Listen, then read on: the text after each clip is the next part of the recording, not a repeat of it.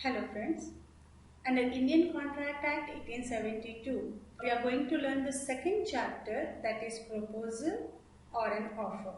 Now we'll go with the section 2B, acceptance.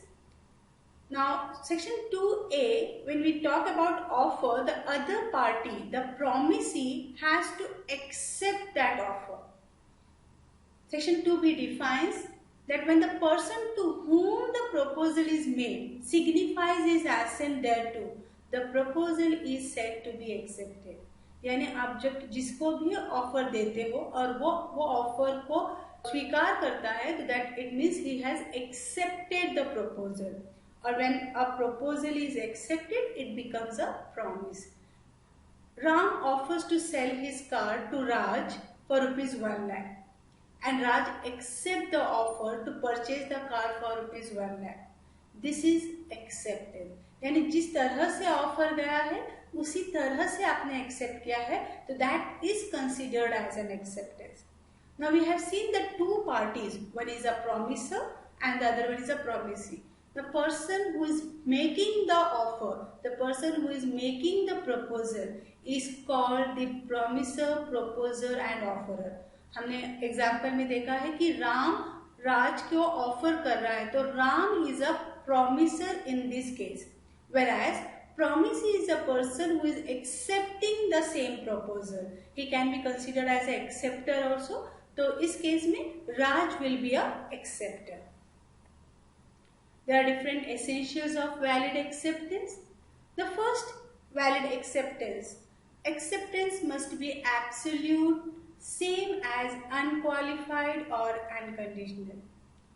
हमें हमेशा याद रखना है कि जब आप ऑफर देते हो तो आप बहुत सारे कंडीशन दे सकते हो.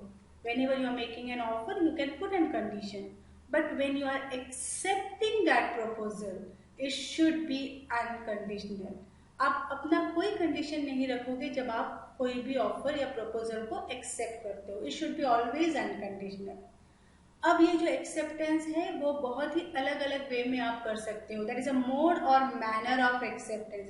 It can be by words. आप ओरली उसको एक्सेप्ट कर सकते हो, आप रिटर्न में एक्सेप्ट कर सकते हो. You can accept in a different conduct of different way. You can show that your gesture, with a gesture you can accept, but there is a different manners are there and all acceptance is a valid acceptance. जब भी आप acceptance करते हो it has to be communicated. अगर जब तक आप communicate नहीं करते हो तब तक ये पता नहीं चलता है कि आपने offer को accept किया है.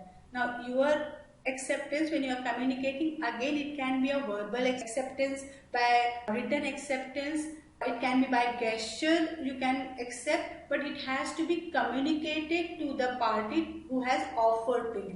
Acceptance में हमेशा याद रखना है कि if the other party, the promisee, is not replying anything, if he is silent about the acceptance, we should not consider that acceptance as an acceptance.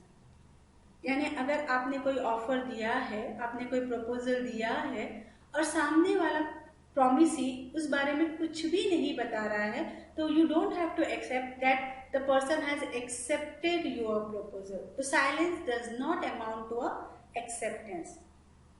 Next essential elements, we can see that acceptance of proposal is acceptance of all terms of the offer.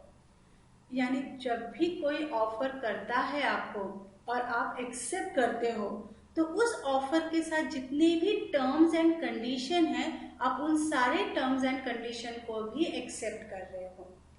So that's why it is clearly mentioned that when you are accepting the proposal you are accepting the all the terms of the offer.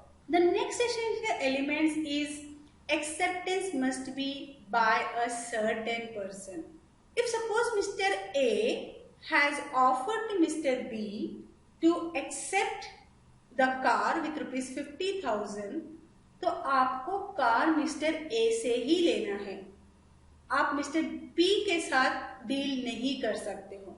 तो acceptance must be by a certain person, यानी जिसने आपको offer दिया है आपको acceptance उसी के साथ करना है. The next essential elements, performance of the conditions of a proposal is an acceptance of the proposal. यानी जब भी कोई परफॉर्मेंस ऑफ अ प्रपोजल होता है, that has considered as an acceptance of the proposal. A person accepting the offer must not be ignorant about the existence of the offer. यानी जो कोई भी ऑफर को, प्रपोजल को एक्सेप्ट करता है, जी जो भी ऑफर आपको मिला है, the person should not ignorant, वो उस बारे में इग्नोरेंट नहीं होना चाहिए. उसे पता होना चाहिए कि आप किस चीज को एक्सेप्ट कर रहे हो. यानी ऑफर देने वाले को पता होना चाहिए कि ये हमारा ऑफर है एंड ये जो अलग पार्टी है, प्रॉमिसी है, वो ये ऑफर को एक्सेप्ट कर रहा है. Offer lapses after the lapse of reasonable time. सारे ऑफर कंटिन्यू नहीं होते हैं, कुछ ऑफर लिमिटेड पीरियड में होते हैं. हम मार्केट में देख सकते हैं बहुत सारे ऑफर्स अवेलेबल होते हैं जो एक वीक के लिए हो सकता है, एक महीने के लिए हो सकता है. एक बार उसका टाइम पीरियड खत्म हो जाए, उसके बाद अगर आप वो एक्सेप्ट करना चाहे तो आप एक्सेप्ट नहीं कर सकते हो. तो it will be always having a reasonable time. तो offer lapses after the lapse of reasonable time, उसके बाद आप उसको एक्सेप्ट नहीं कर सकते हो. Acceptance must be given before the offer is withdrawn और रिवोक. यानी अगर आपको किसी चीज के लिए एक्सेप्टेंस देना है, आप कॉलेज के पिकनिक के लिए जा रहे हैं और कहा गया है कि आपको विद इन अ वीक अपना नाम देना है और आप एक महीने के बाद उनको नाम देने जा रहे हो, तो द चांसेस आर देयर कि the acceptance will not be called a valid acceptance. तो acceptance must be given before the offer is withdrawn और रिवोक. विड्रॉन यानी या फिर जब ऑफर कैंसिल हो जाए उससे पहले आपको एक्सेप्टेंस कर लेना है. Keep watching our upcoming